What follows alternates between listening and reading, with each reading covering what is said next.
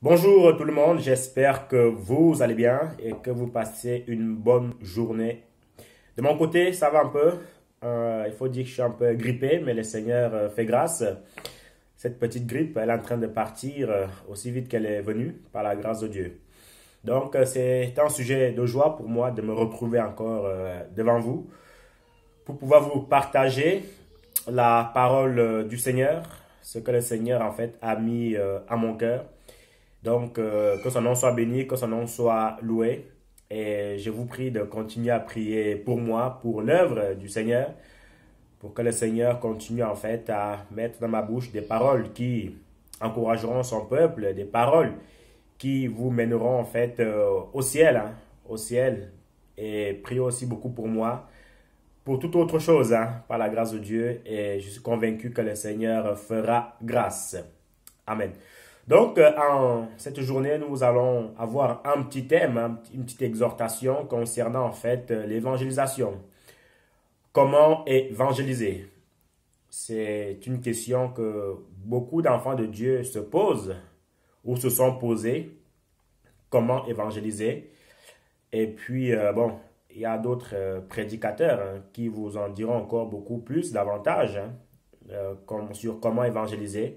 Mais au travers de cette vidéo, nous allons voir un tout petit peu ce que le Seigneur va nous enseigner concernant l'évangélisation. Dans un premier temps, qu'est-ce qu'évangéliser? Bah, évangéliser, c'est tout simplement en fait prêcher la parole du Seigneur, apporter la bonne nouvelle aux non convertis, voilà, apporter la bonne nouvelle, présenter Jésus-Christ en fait à ceux qui ne le connaissent pas, ou en fait à ceux qui ont baissé les bras, ou même aussi à ceux qui l'ont déjà reçu, mais qui ont besoin d'encouragement. Mais la base de l'évangélisation, c'est au niveau des inconvertis, pour leur apporter la bonne nouvelle. Donc, c'est un peu ça. Et avec le temps, petit à petit, nous allons voir à la lumière de la parole comment en fait certains ont évangélisé et quels ont été en fait les fruits de cette évangélisation. Pour ce faire, nous allons dans un premier temps lire le texte de base. Hein.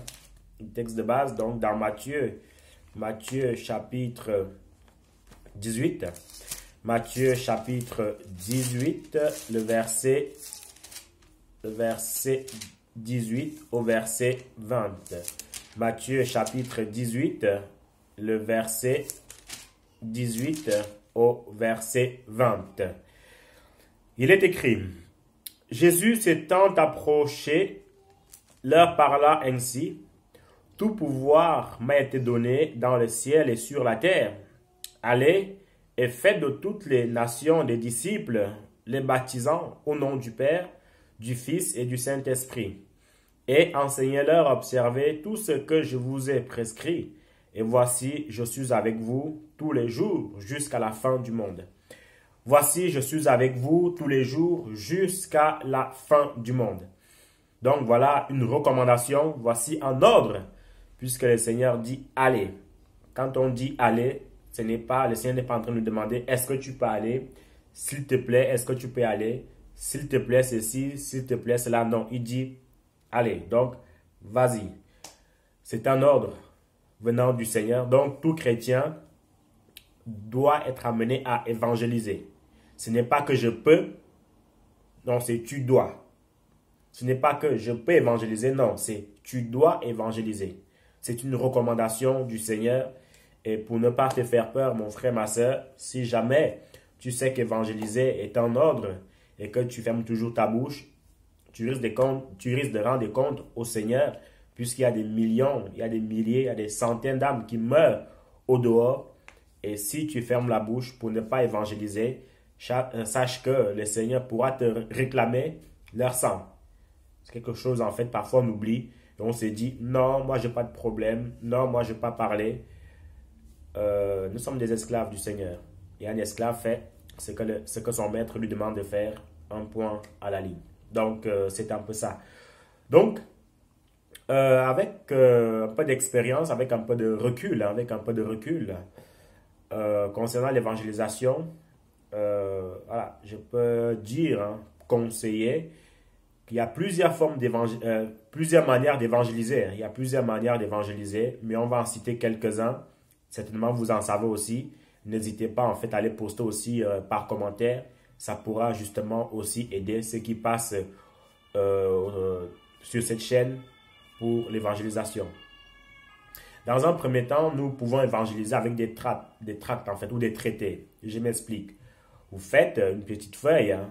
Voilà, vous faites une petite feuille, vous mettez votre numéro de téléphone, vous mettez l'adresse de l'église, si c'est une église physique, hein. Si c'est une église physique, vous, soit, quand vous faites du porte-à-porte, ça veut dire quoi? Ça veut dire que du porte-à-porte, c'est vous allez chez quelqu'un, vous toquez chez la personne, et puis vous lui demandez, est-ce que vous avez 1 minute, ou 5 minutes, ou 10 minutes, pour pouvoir vous parler de quelque chose ou de quelqu'un. Si la personne vous reçoit, asseyez-vous, parlez du Seigneur. Jésus-Christ est venu mourir à la croix pour toi. Jésus-Christ est prêt à te pardonner. Jésus-Christ veut te sauver. Jésus-Christ veut que tu ailles au ciel. Jésus-Christ ceci. Jésus-Christ cela. Voyez? Vraiment, surtout le point central de l'évangélisation, c'est présenter Jésus-Christ en fait aux gens. Ne présentez pas une église, ne dites pas que dans notre église il y a à manger, dans notre église il y a à boire, dans notre église il y a des belles hommes, dans notre église il y a des belles femmes. Ça, honnêtement, on s'en fout un peu. Voilà, on s'en fout un peu de toutes ces choses-là, puisque si vous présentez votre église parce qu'il y a à manger, parce qu'il y a à boire, ben, les gens, quand ils viendront, les jours où il n'y a pas à boire, ou le jour où il n'y a plus à boire, ben, qu'est-ce qu'on fait? Vous voyez, qu'est-ce qu'on fait? Mais par contre, dans une église où il y a Jésus-Christ, alors la personne, voilà, sera beaucoup plus intéressée. Donc, présentez toujours le Seigneur, ce que le Seigneur peut faire pour la personne, ce que le Seigneur a déjà fait pour la personne, et ce que le Seigneur est encore en mesure de faire pour la personne. Vraiment, Christ au centre. Il y a une expression qu'on utilise souvent en fait que un évangile christocentrique. Ça veut dire quoi? Ça veut dire que Jésus-Christ en fait doit être au centre de toute chose. Et quand Jésus-Christ en fait est au centre de toute chose, alors tout se passera bien. L'âme sera intéressée, la personne sera intéressée. Alors là, tout se passera très bien. Donc, pensons surtout à ce que notre évangélisation soit basée sur le Christ. Certes, nous pouvons donner notre témoignage, dire comment le Seigneur nous a visités, dire ce que le Seigneur a fait dans notre vie. Oui, il n'y a pas de souci. Mais la base et le principal, c'est vraiment en fait la personne connaisse le Seigneur Jésus-Christ. Parce que si vous vous étendez de trop sur votre témoignage, ben, la personne risque de dire en fait que vous êtes imbu de vous-même. Elle risque de vous dire que vous êtes imbu de vous-même, vous racontez votre vie. Ouais? Alors que si vous racontez la vie, si vous racontez en fait ce que le Seigneur a fait pour elle, alors tout se passera bien.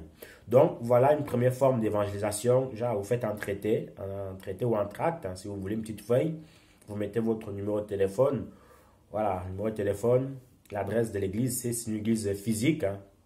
Comme ça permettra quoi? Ça permettra qu'en fait, quand vous vous séparez de la personne et que la personne elle est intéressée, ben, elle vous contactera. Voyez? Elle vous contactera et puis vous serez amené en fait à lui prêcher, en fait, à l'encourager de manière privée, en toute tranquillité. Parce que imaginez-vous, même vous pouvez même l'inviter à l'église. Hein. Vous pouvez l'inviter à l'église. Voilà un peu, parce qu'imaginez-vous, il n'y a pas votre contact, il n'y a pas une adresse en fait où la personne en fait peut se diriger et que vous séparez comme ça. Ben, comment est-ce qu'en fait la personne pourra vous recontacter après ou comment est-ce qu'elle va suivre les directives, voyez? Donc ça peut être un piège, dans la mesure où vous prêchez et puis vous laissez la personne comme ça. Certes, peut-être d'autres diront que Philippe a évangélisé le nuque éthiopien et Dieu l'a enlevé. Bon, on peut dire que c'était une exception et c'était la puissance du Seigneur. Mais nous convenons aujourd'hui que, bon, si nous évangélisons quelqu'un et qu'elle part comme ça, le Seigneur peut aussi faire grâce. Hein, cette personne, en fait, peut continuer, en fait, voilà, à chercher la Bible et tout ça. Mais de nos jours, en toute sincérité, c'est difficile. Voilà, c'est hyper difficile, raison pour laquelle c'est mieux en fait de faire un suivi, d'encadrer en fait la personne jusqu'à ce qu'elle arrive à maturité. Comprenez? Jusqu'à ce qu'en fait elle arrive à maturité. Voilà la première forme d'évangélisation. L'autre forme d'évangélisation, c'est que, voilà, vous organisez, vous prenez des instruments pour la musique et puis vous les, même pas forcément la musique, vous prenez un micro comme on voit souvent sur les réseaux sociaux. Vous parlez du Seigneur, vous avez votre micro, vous prêchez sur la repentance, vous prêchez sur beaucoup de choses, vous parlez de Jésus aux gens et les gens sont touchés, les gens sont intéressés, bah, ceux dont le cœur sont fertiles, bah, ils se convertiront. Mais les autres, le Seigneur s'occupera d'elles. Vous voyez? Donc, préparez votre micro pour aller prêcher en plein centre-ville, pour aller prêcher en ville, pour aller prêcher en fait où vous voulez. Mais c'est aussi en fait une forme d'évangélisation. Le but, c'est que les gens puissent être au courant que le Seigneur Jésus-Christ en fait veut les sauver. Le Seigneur Jésus-Christ en fait est leur sauveur et Seigneur et qu'ils doivent se donner à lui tout simplement. Vous voyez? Donc, voilà une deuxième forme d'évangélisation. Je vais juste revenir un tout petit peu sur la première forme d'évangélisation. Je me souviens après ma conversion, il était question que je cherche en fait, enfin pas forcément une église, mais en tout cas j'étais chez un ami. J'étais chez un ami à l'est de la France. Et qu'est-ce qui s'est passé? Je suis allé chez lui et puis un beau jour, hein, il y avait une église qui avait évangélisé, qui était passée par là. Et ils ont mis en fait un traité dans leur boîte aux lettres. Et cette famille, en fait, elle est partie chercher les courriers, le courrier. Et puis, il y avait justement